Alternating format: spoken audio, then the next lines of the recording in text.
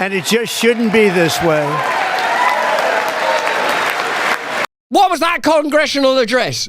What is your expectations from a president? Do you want political figures who govern in the way that they campaign? And what do you make of them paddles? I mean, if the Democrat Party hadn't lost all credibility before yesterday, they lost it yesterday when they held up ping pong bats saying things like, my feelings are hurt. For shame. Go back to where you came from. Let's have a look at that congressional address by Trump, some of its funniest moments, and what the sour, dour reactions of the Democrats in Congress tells you about their pious, castrated, and impotent political movement. Firstly, though, we're going to start off with what looks like straight-up stand-up out of Trump, and let's just enjoy him as an orator before examining the political implications of many of his declarations. $40 million to improve the social and economic inclusion of sedentary migrants. Nobody knows what that is. That's good.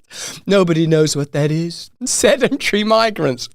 Literally means migrants that are sitting down. It had become risible and ridiculous. It had become ludicrous because their political system wasn't tethered to any real values.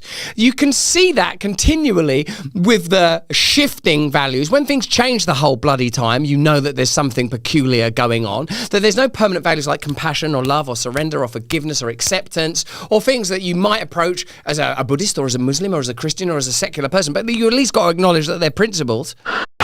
$8 million to promote LGBTQI+ in the African nation of Lesotho, which nobody has ever heard of. $60 million for indigenous peoples and Afro-Colombian empowerment in Central America. $60 million. $8 million for making mice transgender. This is real. Oh, no, man. Like, personally, I think that people should express themselves as who they are and how they are, and I believe in love above all else, and I believe in non-judgment above all else, but when $8 million is being spent on transgender experimentation, on rodents, you have to wonder if the priorities of that nation are correct. Not that I'm sure that that wasn't a reductive oversimplification of something complex and in some way valuable, just that remember the hurricanes, the fires, the disasters and the nightmares. It's difficult to argue with Trump's position that those were ridiculous wastes of American taxpayer money. The interpersonal skills of Trump are on full display in this congressional address. Here he directly tells Democrats there's nothing he can do to make them happy. And once again, I look at the Democrats in front of me and I realize there is absolutely nothing I can say to make them happy or to make them stand or smile or applaud. Nothing I can do. Sort of churlish truculence of the Democrats don't bode well for the democratic future of your nation. Oughtn't we be remembering the great spirit of your founding fathers, of your Continental Congress, of the Declaration of Independence, the bold and noble brilliance of those that fought against the British, that threw off the shackles of King George III in order to create a constitution and a nation where we're free to pursue life, liberty and happiness, where we're free to love one another, and even though mistakes have been made in the establishment of your nation, it's still the greatest country on earth. And if you really believe in that, you have to believe in it more than you believe in your hatred of Donald Trump or your dismissiveness of J.D. Vance or your cynicism around Elon Musk. You have to believe in unity and togetherness. You can't say it's unforgivable to be racist or dismissive or use derisory language and then say to Elon Musk, go back to where you came from. If you believe in equality, then you can't simultaneously believe in DEI. You have to recognize that we are embarking on a project to radically review and revivify the principles under which this nation was established, not to cast them aside. I could find a cure to the most devastating disease, a disease that would wipe out entire nations, or announce the answers to the greatest economy in history, or the stoppage of crime to the lowest levels ever recorded. And these people sitting right here will not clap, will not stand, and certainly will not cheer for these astronomical achievements. They won't do it, no matter what. Five times I've been up here. It's very sad, and it just shouldn't be this way. I don't think that's a good look for them, sitting there all dour with a ping pong bats. I think it looks silly. I think it looks like they're out of touch with reality.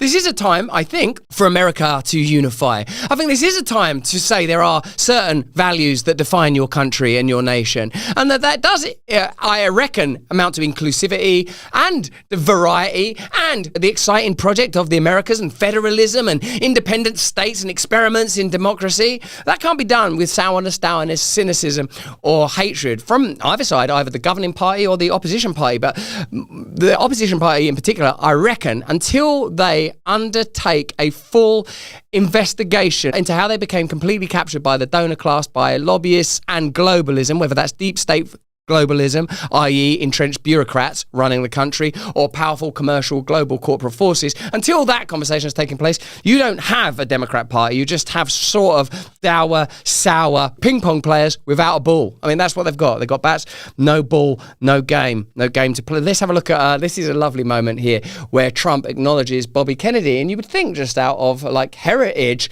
and honouring the past, the name Kennedy, as Trump himself points out, would stir something like enthusiasm. Robert F. Kennedy, Jr.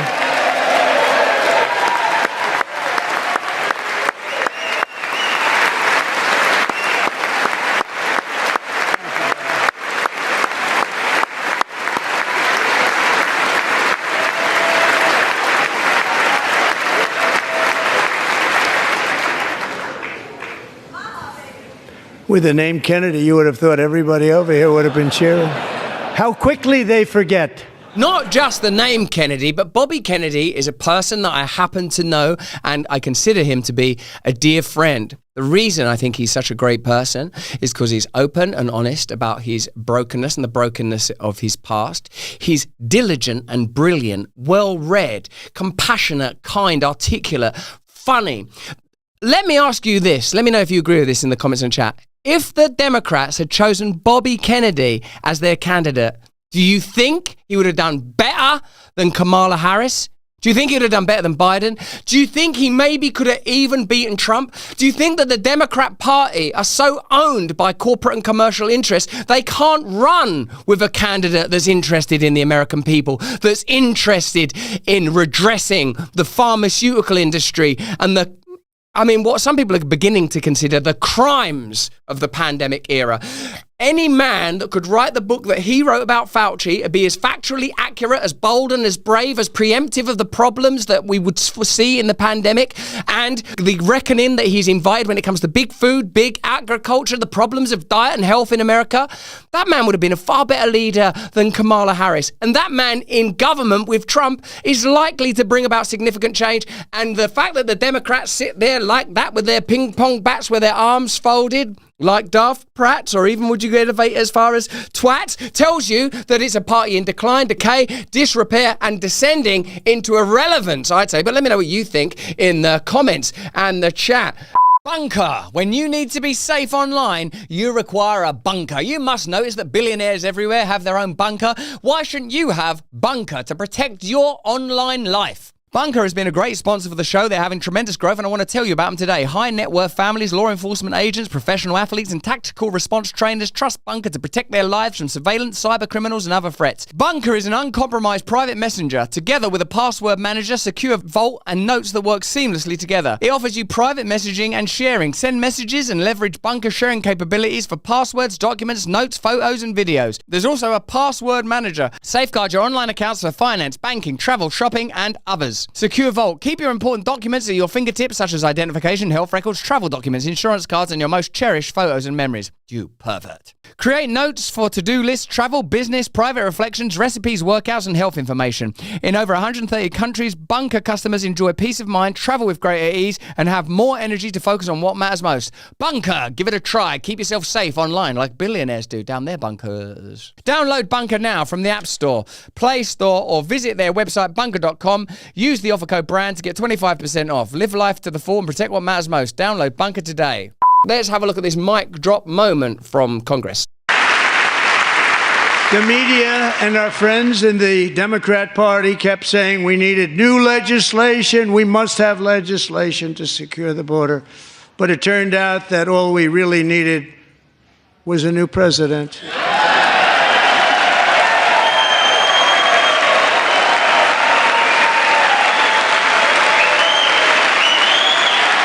We've made the political space too divided and too divisive. I wonder if our audience, if we, our movement, our contribution can be union, bringing people together, looking for solutions, bringing love to the forefront. That's surely a good message for Ash Wednesday. That's why I've got that thing on my head. I've not gone mad. Or if I have gone mad, this is not a particular and deliberate expression of that insanity. It is an expression of devotion and love of Jesus Christ the King. And tonight, DJ, we're going to do you the biggest honor of them all. Man, this is the bit about the 13-year-old cancer survivor that's been given an honorary position within the Secret Service. I think this was kind of charming. You might argue that these are sort of symbols and gestures and have no real value. But like, think about what that means to that lad and the little boy himself, and to other people suffering from terminal diseases. I don't know how you can see this as anything other than a sort of a positive and rather charming gesture. And in a way, isn't that the kind of, I don't want to say sentiment in a pejorative way, but isn't that the kind of sentiment and emotion that we need to bring to the forefront if we're going to move forward in your country, the United States of America, in unity? This is an appeal, I suppose, to those that would previously have regarded themselves as very anti-Trump. I am asking our new Secret Service Director, Sean Curran, to officially make you an agent of the United States Secret Service.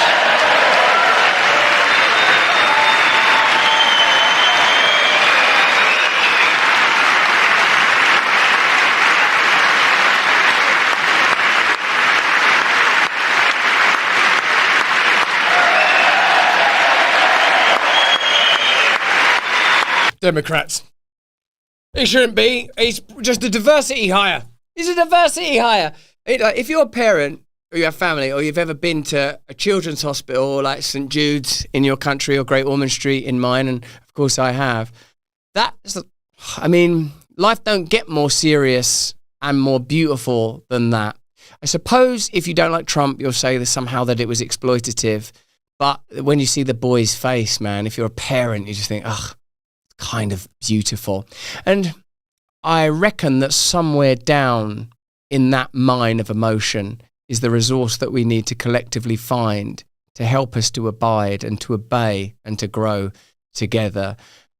Because surely, even if you hate Trump, you can see the beauty in that moment. If that sends you reaching for your ping pong bat and kind of like, ooh, get him out of here, then there is a spiritual evaluation to be urgently undertaken. Let's watch the rest of it.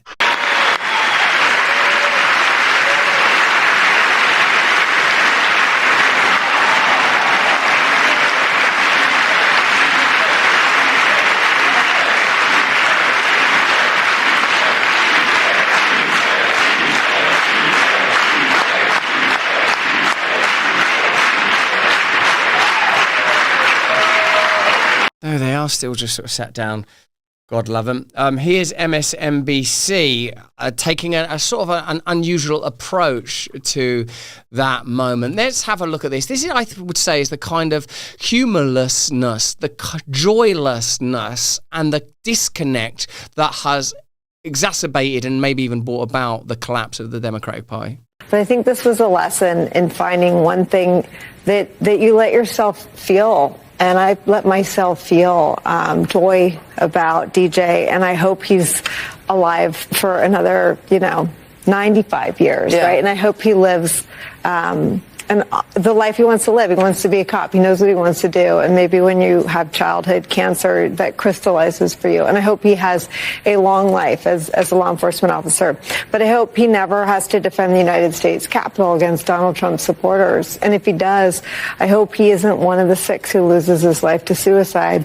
And I hope he isn't one who has to testify against the people who carried out acts of seditious conspiracy and then live to see Donald Trump pardon those people. That's an appalling misstep and an indication of how the media establishment has completely lost touch with the mood and sentiment of the times. And I think it's easy to lose touch if you're not tethered to real virtue and not anchored in real principles.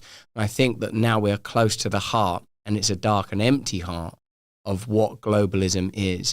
It's the stripping away of meaning. It's the stripping away of beauty, and it's a willingness to exploit any moment for political expedience or some kind of gain. And I would say that we might surely be close to the point where they recognise that it's indeed the former, what I would have once regarded as the left, that are on the wrong side of history. But that's just what I think. Why don't you let me know what you think in the comments and the chat? Here's Elizabeth Warren seething in reaction. Oh, what does he say, Pocahontas? Oh man, this guy. With no end in sight, the United States has sent hundreds of billions of dollars to support Ukraine's defense. With no security, with no anything.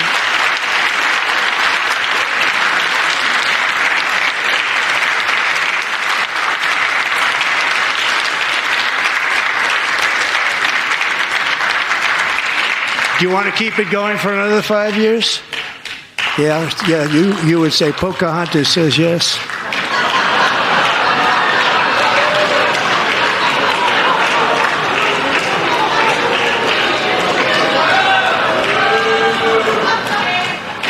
Oh no, that kind of rigid hand clapping, that's not good.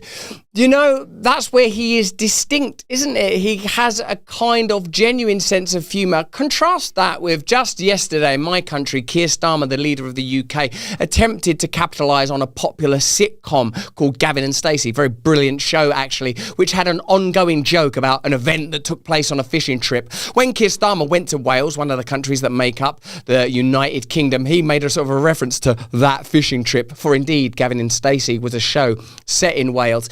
It seemed sort of so out of touch, banal, incorrectly deployed use of humour.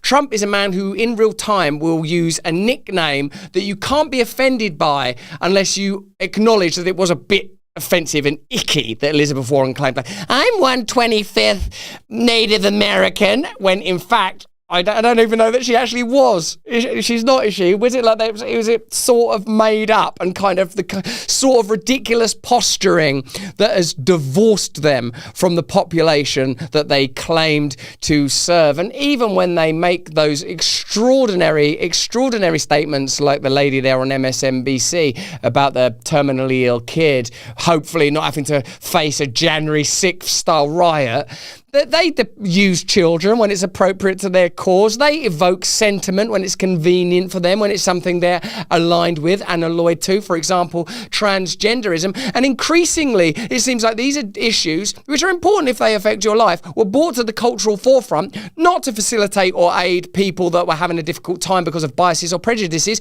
but precisely to bring about division. And it's Dave Smith's take on this that I'd like to draw your attention to now, because I think he articulated it so much better than most. Are the Democrat Party done for life? Let me know in the comments and chat if you agree with that. Would they have won with Bobby Kennedy as their leader? And what does it tell you now that Bobby Kennedy is governing alongside Trump? Don't we need to address the type of critiques that we're offering towards the powerful when we are assessing now what corruption might look like in the Trump era? Do we have to acknowledge that he's been successful, it seems, in the way that he's handled the Zelensky situation, for example, who now suddenly seems open to the idea of a peace deal? So many questions for you to answer. This is CNN admitting that 69% of Americans like Trump's speech. 69%. There's even a cheeky little pun who doesn't like that. What was your reaction to Trump's speech? 44% of speech watchers in our instant poll tonight say they had a very positive reaction to Trump's speech. 25% somewhat positive,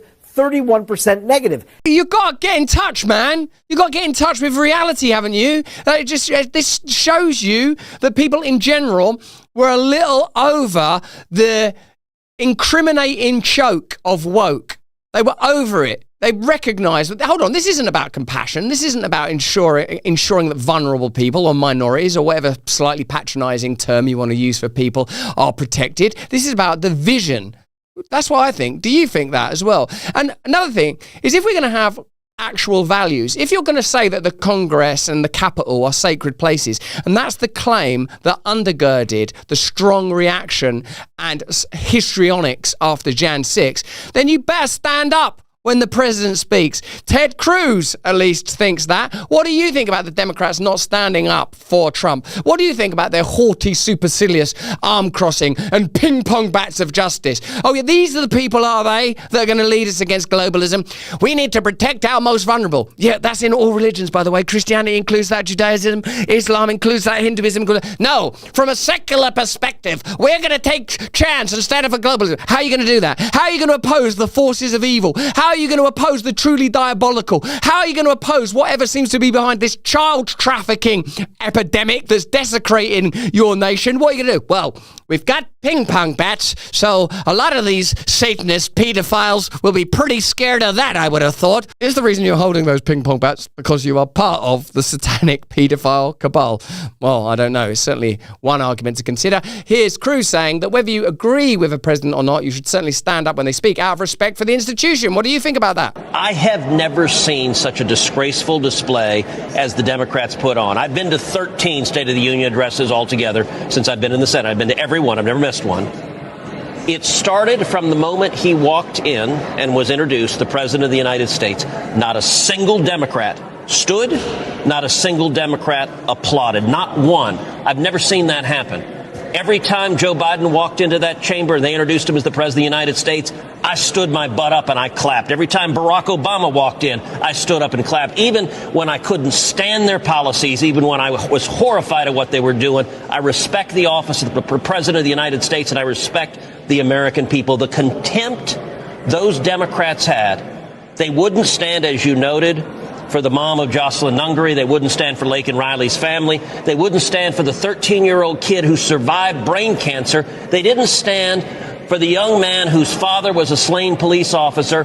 One time when I was on the left, I gave a speech outside of Parliament, in Parliament Square. Jeremy Corbyn had yet to be elected as leader of the Labour Party, which would be a populist leftist moment in my country. A significant one, actually. A moment when it looked like the establishment might be changed, not from the right, but from the left. As I gave that speech, I looked out into the social justice warriors that had accrued, even though this is like, wow, this is maybe 10 years ago. So it was a different moment politically.